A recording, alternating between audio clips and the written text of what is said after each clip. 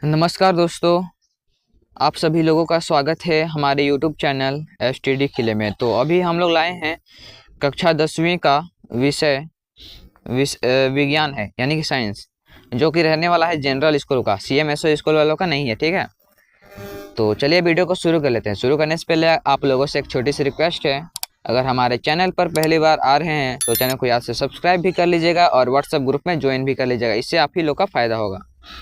तो चलिए पहला प्रश्न देख लेते हैं। सेक्शन ए का पहला प्रश्न क्या बोल रहा है? कौन सा तत्व किरोसिन के तेल में डुबोकर रखा जाता है? उसका उत्तर हो जाएगा ऑप्शन नंबर ए, सोडियम। ठीक है, उत्तर है क्वेश्चन नंबर टू है लोहे के फ्राइंग पैन को जंग से बचने के लिए कौन सी विधि उपयुक्त है? ग्रीस लगाकर, पेंट लगाकर, जिंक की परत चढ़ाकर, या सभी हो सकता है। ठीक है, तो अगला प्रश्न देख लेते हैं। निम्नलिखित में से कौन सा पादप हार्मोन है? पादप हार्मोन ये है, ठीक है, साइटोकाइनिन। अलैंगिक जनन मुकुलन द्वारा होता है। अलैंगिक जनन मुकुलन द्वारा होता है ईस्ट में। ठीक है, अगला पराग कोश में होते हैं बाह्य दल, अंडाशय, अंडप या परागकण। तो इसमें डी हो जाएगा इसका राइट आंसर। ठीक है, पराग कोश में परागकण होते हैं। और क्वेश्चन नंबर 6 है, निम्नलिखित में से कौन सा पद विद्युत परिपथ में विद्युत शक्ति को निरूपित नहीं करता है? तो इसका जो राइट आंसर हो जाएगा दोस्तों, वो हो जाएगा ऑप्शन नंबर बी। ठीक है, तो चलिए सेक्शन बी का आंसर हम लोग देख लेंगे। ठीक है, तो सबसे पहले पढ़ लेते हैं क्या है। किसी विद्युत परिपथ में दो बिंदुओं के बीच विभवांतर मापने की वोल्ट मीटर को किस प्रकार संयोजित किया जाता है? चलिए इसका आंसर हम लोग देख लेते हैं सबका। चलिए दोस्तों, क्वेश्चन नंबर 7 का आंसर आप लोग देख लीजिए कि विभवांतर मापने के लिए वोल्ट मीटर को हमेशा उन दो बिंदुओं के समांतर क्रम में जोड़ा जाता है जिनके बीच विभवांतर मापना होता है, और वोल्ट मीटर का प्रतिरोध उच्च होता है, जिससे परिपथ में धारा का प्रवाह प्रभावित नहीं होता। तो आप लोग इसको देख लेना। ठीक है, अगला प्रश्न क्वेश्चन नंबर 8 क्या बोला था? द्विखंड और बहुखंड से किस प्रकार भिन्न है? द्विखंड और बहुखंड में मुख्य अंतर नीचे दिए गए हैं। द्विखंड, इस विधि में एक एकल जीव दो भागों में विभाजित होकर दो नए जीवों का निर्माण करता है। यह आमतौर पर अनुकूल परिस्थितियों में होता है, उदाहरण अमीबा, पैरामीशियम। और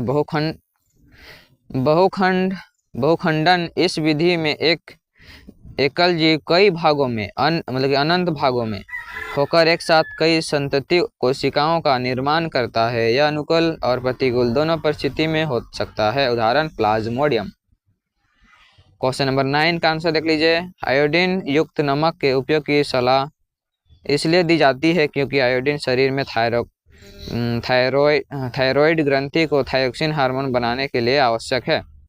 थायरोक्सिन कार्बोहाइड्रेट, वसा और प्रोटीन के चयापचय को नियंत्रित करता है। आयोडीन की कमी से घेघा रोग हो सकता है। क्वेश्चन नंबर 10 का आंसर देख लीजिए कि धातु और अधातु के बीच भौतिक और रासायनिक अंतर इस प्रकार है। भौतिक अंतर, चमक धातु में चमकदार होती है जबकि अधातु में मध्य होती है, चमक नहीं होती है। ठीक है, चालकता, धातु ऊष्मा की और विद्युत की सुचालक होती है और जबकि अधातुएं कुचालक होती हैं। अवस्था, धातुएं सामान्यतः ठोस होती हैं पारा को छोड़कर, अपवाद में है पारा, जबकि अधातुएं ठोस, द्रव या गैस हो सकती हैं। आघातवर्धनीयता और तन्यता, धातुएं आघातवर्धनीयता और तन्य होती हैं जबकि अधातुएं भंगुर होती हैं, एक को छोड़ के। अगला ये है रासायनिक अंतर। ठीक है, रासायनिक अंतर, ऑक्साइड, धातुएं क्षारीय ऑक्साइड बनाती हैं जबकि अधातुएं अम्लीय और या उदासीन ऑक्साइड बनाती हैं। कुछ धातुएं उभयधर्मी ऑक्साइड भी बनाती हैं। इलेक्ट्रॉनिक, ये सब रासायनिक है। ठीक है, धातुएं इलेक्ट्रॉनिक का त्याग करके धनायन बनाती हैं जबकि अधातुएं इलेक्ट्रॉन का ग्रहण करके ऋणायन बनाती हैं। अगला प्रश्न है क्वेश्चन नंबर 11 सेक्शन सी का आंसर देख लीजिए। उभयधर्मी ऑक्साइड वे ऑक्साइड होते हैं जो अम्ल और क्षार दोनों के साथ अभिक्रिया करके लवण और जल बनाते हैं। दो अभयधर्मी ऑक्साइड के उदाहरण एल्यूमिनियम ऑक्साइड और जिंक ऑक्साइड। क्वेश्चन नंबर 12 का आंसर देख लीजिए दोस्तों। ओम के नियम का उपयोग धारा की गणना करने के लिए ओम के नियम का उपयोग किया जा सकता है, जो इस प्रकार है। V बराबर I इंटू आर। तो इसको आप लोग देख लीजिए, ठीक है आंसर। उम्मीद है वीडियो पसंद आया। अगर वीडियो पसंद है तो वीडियो को लाइक करके अपने दोस्तों के पास जरूर शेयर कर लीजिएगा, और अभी तक हमें चैनल को सब्सक्राइब नहीं किए हैं तो सब्सक्राइब भी कर लीजिएगा, ठीक है।